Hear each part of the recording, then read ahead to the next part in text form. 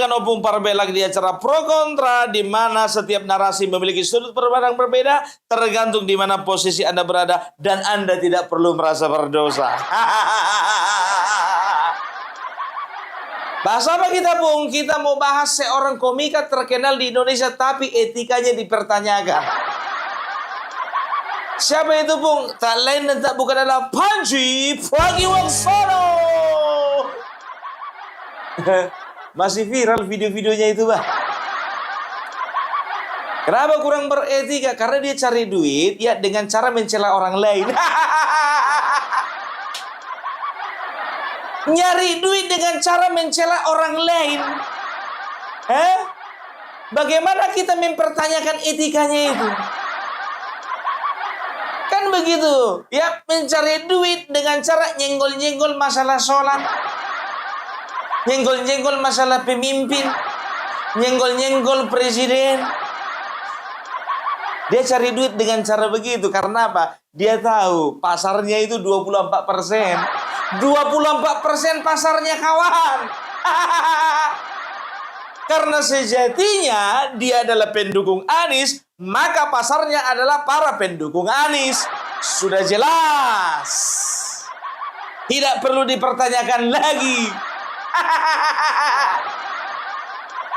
Yang menjadi sasaran tembak utama, biar tahu kalian, wakil presiden kita, Mas Gibran Raka Buming Raka. Dan kalian tahu, begitu banyak celaan-celaan yang disampaikan ya melalui materi stand up komedinya Pandji Pragiwaksono yang bertajuk Mensreya. Ya, yang pertama itu ya dikatakan katanya Gibran ngantuk ya. Satu. Setelah itu dikatakan kita punya wapres tapi rasa customer service ya. Dua. Dia juga nyinggung-nyinggung ya kan. Kalau wapres itu areanya gagasan, bukan bekerja. Ya iyalah, capresmu kayak gitu kemarin kan. Taunya cuma gagasan, nggak ngerti kerja. Kau seolah-olah memaksakan bahwasanya capres itu harus duduk di atas, ya. Dia itu menyelesaikan masalah dengan ide, dengan gagasan. Mana bisa cuma dengan ide, dengan gagasan? Harus ada eksekusi. Begitu, lalu kau bilang apa? Bahwasanya masih ingat aku ya. Ini kata-katanya ini. Jadi kita mau berharap sama siapa? Polisi kita membunuh, tentara kita berpolitik, wapres kita Gibran.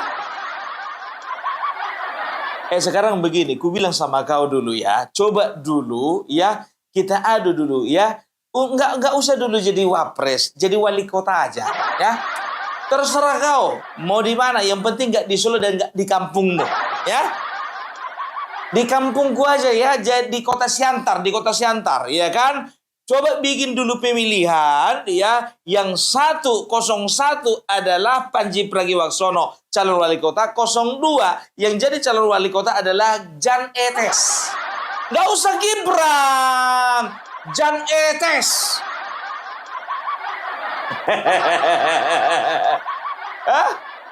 Orang akan lebih memilih seorang Jan Etes daripada kau.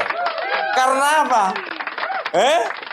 Karena Jan Etes tidak pernah mencela orang lain untuk cari makan. Nggak pernah.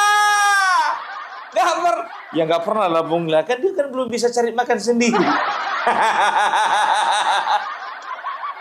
Kena etikamu, bro. Kena.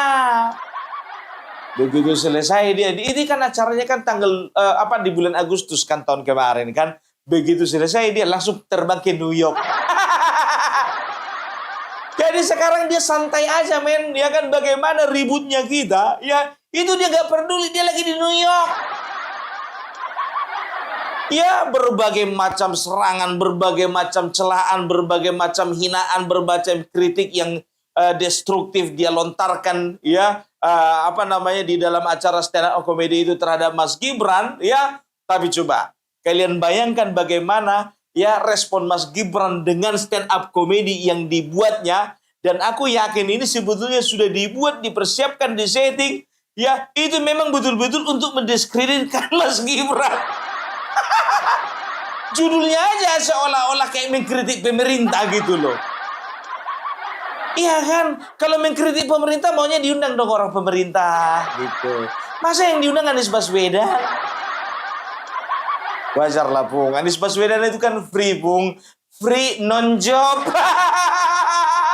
Non-job, non-pemerintahan, oh, Pung. Oh, pantas lah banyak waktunya dia menghadiri acara-acara kayak gitu ya. Dan Gibran tahu kalian responnya apa? Dia nggak respon apa-apa.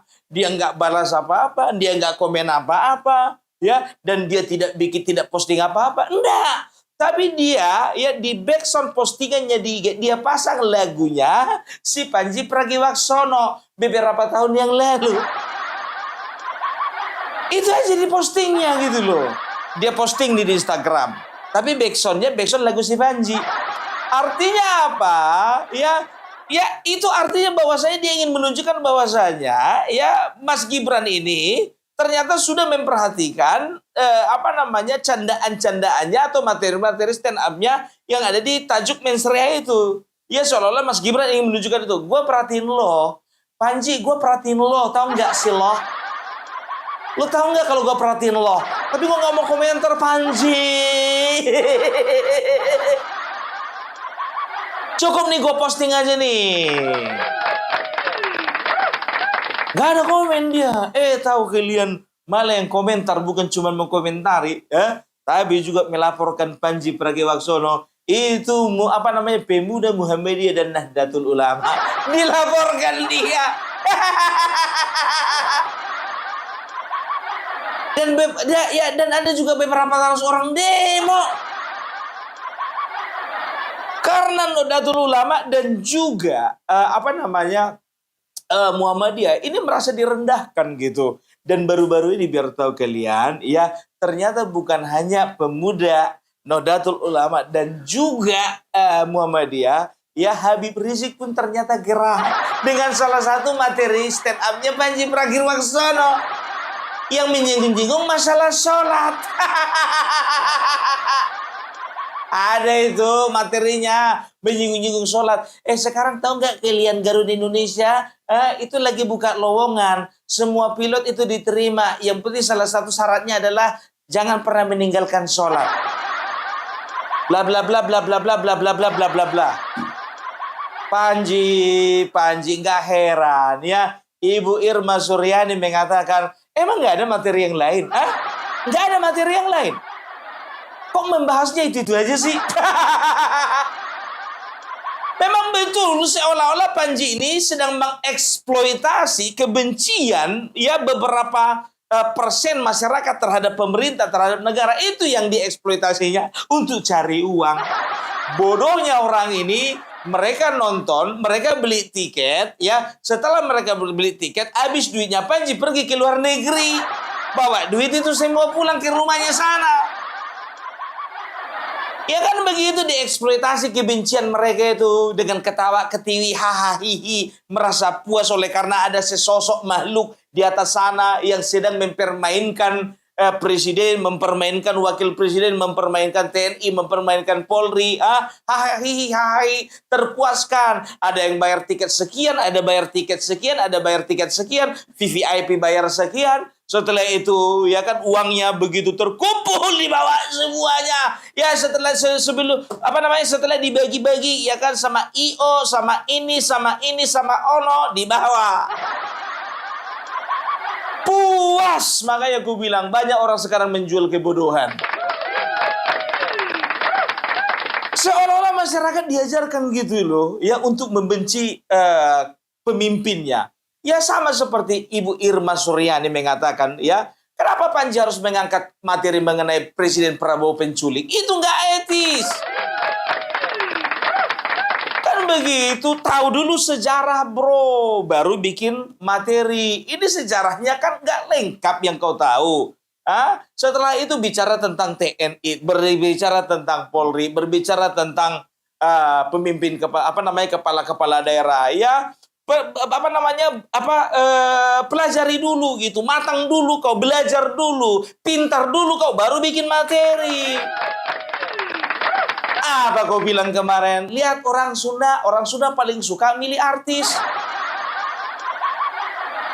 Orang Sunda mah paling suka pilih artis. Lihat dulu beberapa waktu yang lalu dipilih Iya apa namanya, mereka paling suka pilih artis. Gubernur mereka pilih Deddy Miswar.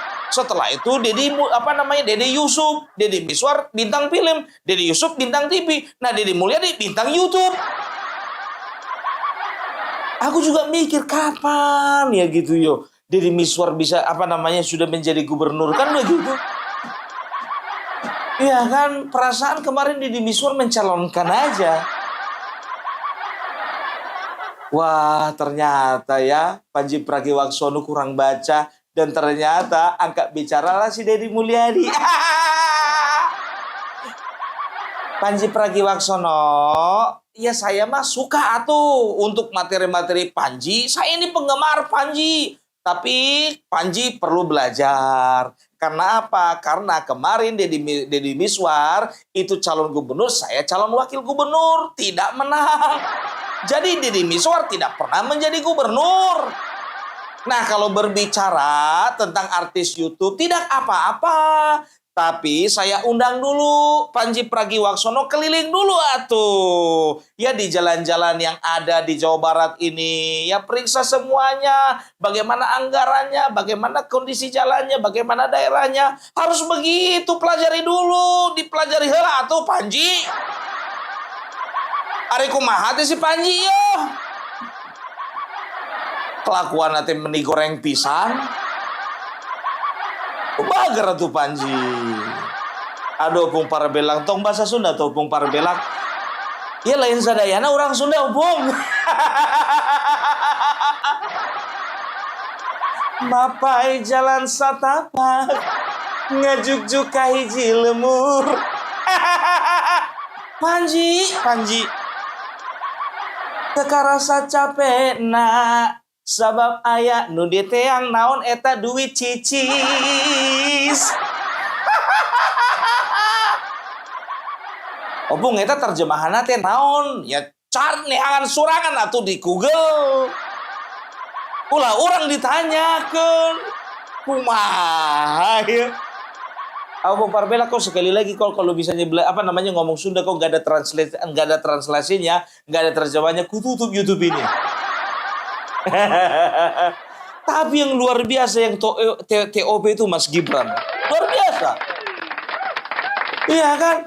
Waktu ada rumor, bukan rumor sih sebetulnya, memang kejadian bahwa saja Panji dilaporkan ya oleh organisasi ini, oleh organisasi itu, ya kan? Lalu wartawan nanya sama Mas Gibran, bagaimana tanggapi dong itu Panji Pragiwaksono itu dilaporkan itu katanya. Nggak usah lapor-lapor lah, evaluasi mah itu biasa evaluasi itu nggak usah lapor-lapor lah.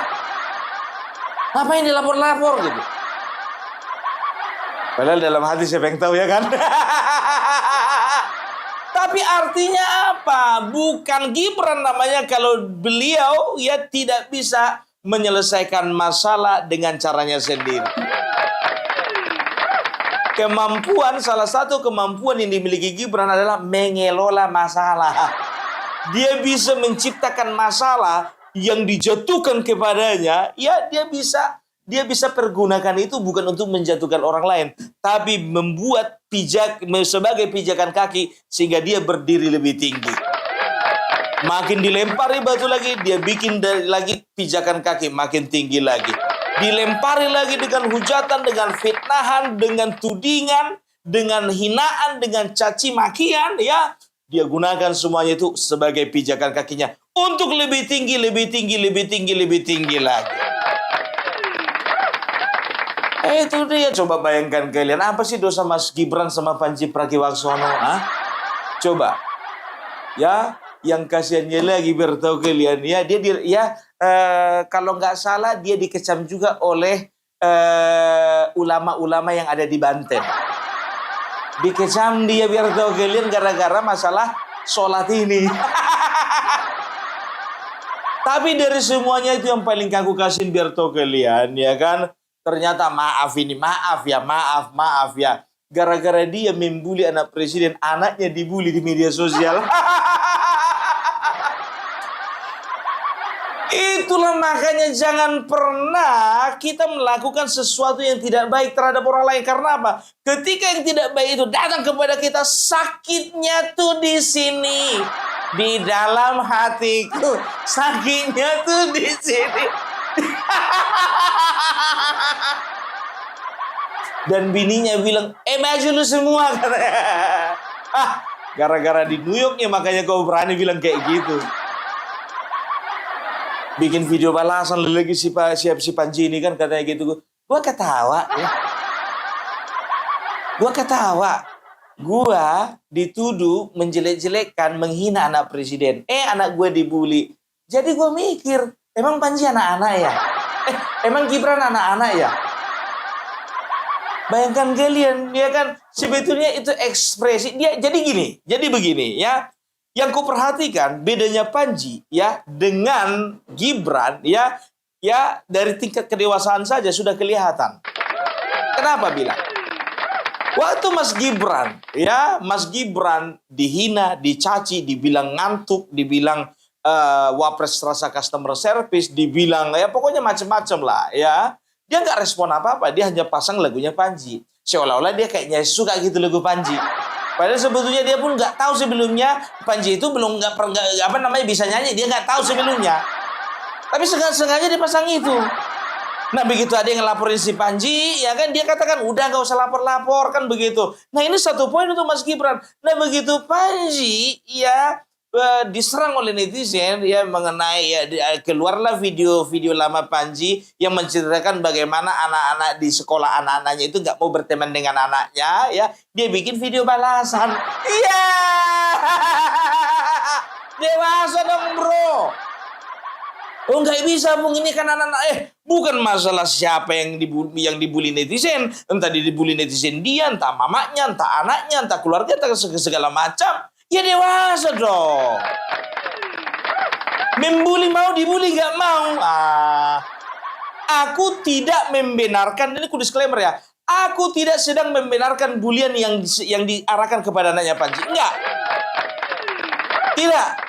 Ya, tapi ya kalian harus ingat, netizen ini nggak semuanya ini biar tahu kalian itu tegak lurus melihat tiang listrik. Netizen ini ngelihat tiang listrik lurus itu kadang-kadang ngelihatnya ada bengkok, ada agak mereng begini. Artinya apa? Enggak semua berpikiran lurus ini. Apalagi seseorang yang diidolakan, disukai, dicintai, ya kena bully, kena hina, kena caci. Wah langsung reaktif. Kan begitu, mana bisa kalian bilang ya bahwasanya pemilihnya Gibran ini semuanya katakanlah ya akademik yang level tinggi. Enggak, ada juga akademik yang level bawah. Oh yang emosi stabil, enggak, ada juga emosi yang kurang stabil. Nah ini yang bahaya. Bahaya. Itu dia sama kayak si Tifa kemarin kan begitu, dia bully Bapak Joko Widodo ya, dia katakan Bapak Jokowi itu kena karma, Bapak kena penyakit ini penyakit itu ya kan. Ya kan datang netizen dibully anaknya sehingga dia komplain dia.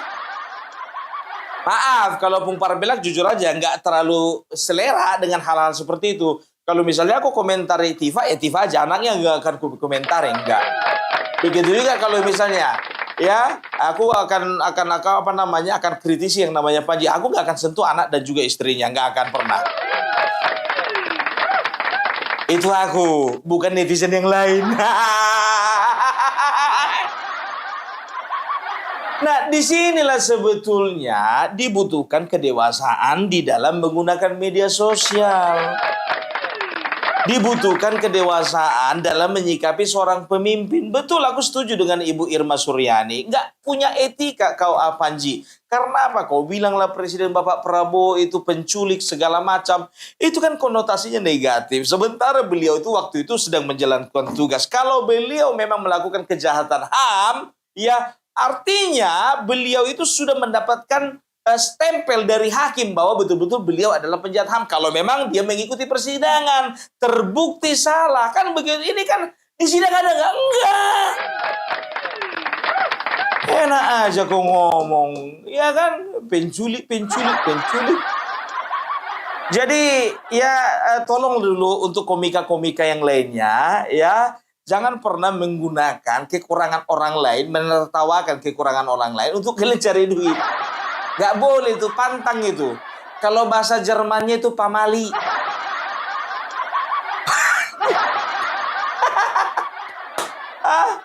Itu dia. Coba bayangkan kalian, wakil presiden kita lagi asik-asik kerja di Papua, asik-asik kunjungan di NTT, asik-asik kerja lagi di Sumatera Utara, ngurusin banjir, ngurusin MBG, ngurusin lagi tamu-tamu negara, belum lagi pergi kunjungan ke luar negeri, ya. Setelah itu belum lagi mengikuti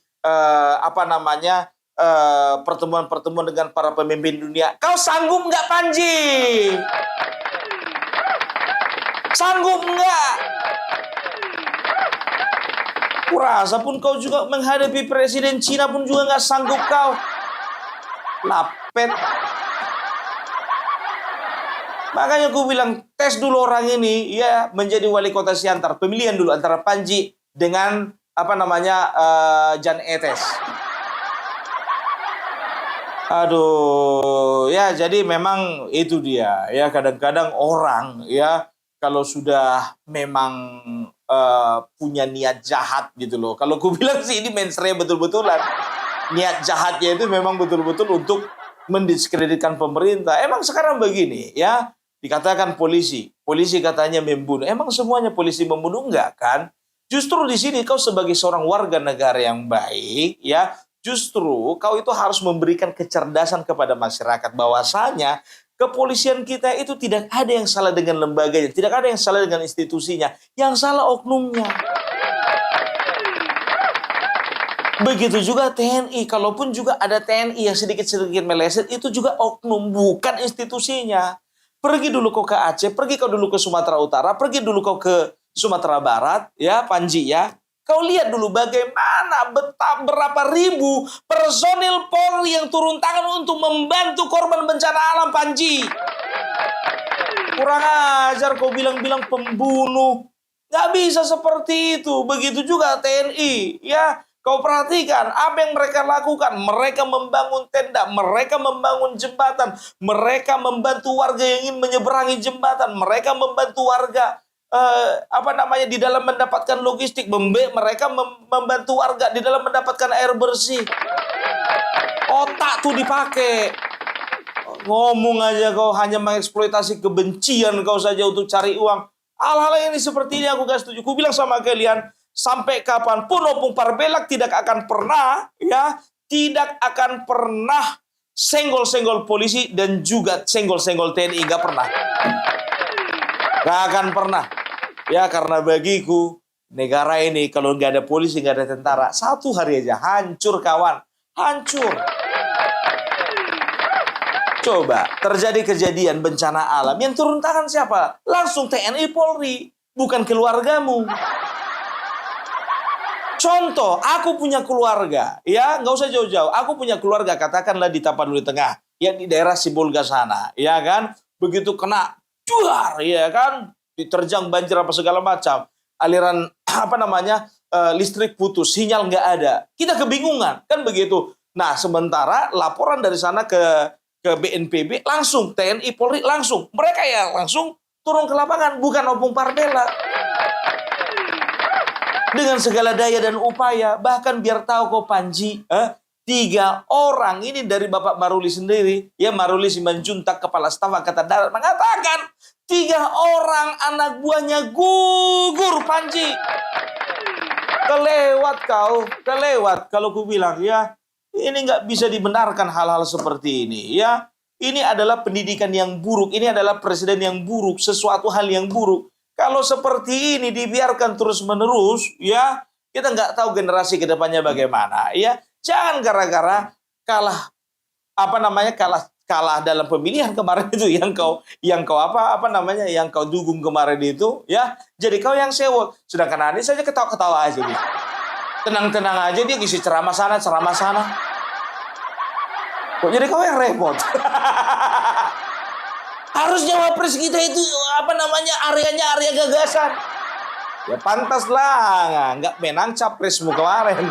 Cuman tahu gagasan aja, nggak tahu kerja. Hina. Kasihan dia loh. Ya, jadi apa namanya? Apa pelajaran yang bisa kita petik dari peristiwa ini? Ya, seorang pemimpin memang sering sekali dituntut untuk tidak reaktif ya dengan hal-hal seperti ini. Karena apa? Sangat mengganggu pekerjaan. Kita lihat ya bagaimanapun serangan ya Panji kepada wakil presiden, begitu juga kepada presiden, begitu juga kepada TNI, begitu juga kepada Polri, ya kan? Ya ini nggak serta merta mengganggu pekerjaan mereka. Nggak. Karena apa? Karena mereka anggap itu sampah. Ya kan begitu sampah. Kalau kita contohnya tiba-tiba kita pas lagi apa nih? Lagi apa namanya? Lagi jalan misalnya, ya kan? Katakanlah misalnya di tengah hutan atau misalnya di jalan pedesaan, tiba-tiba ya kita dikejutkan dengan seonggok kotoran.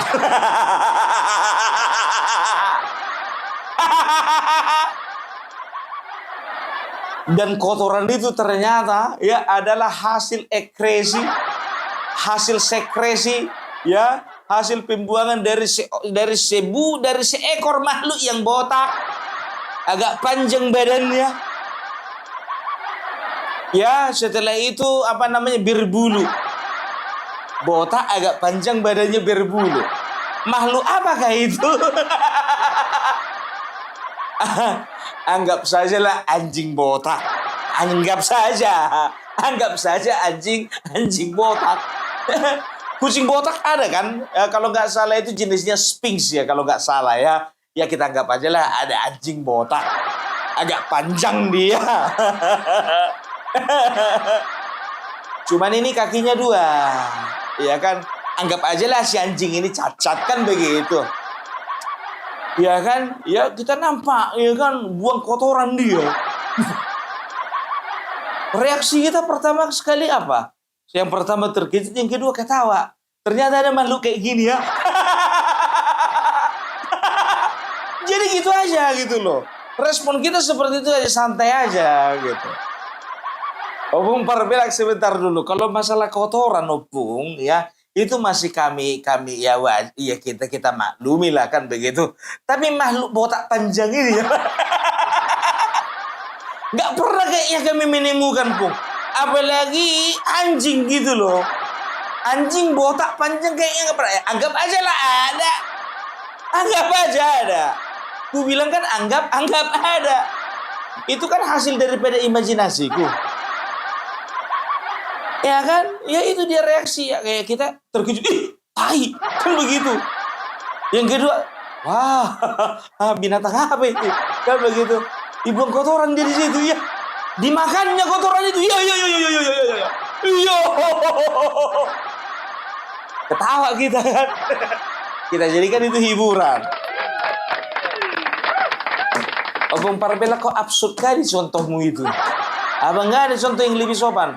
Kalau untuk menanggapi kayak gini nggak perlu dikasih contoh-contoh atau gambaran yang sopan. Nggak perlu. Udah paling sopan nih Opung Parbela.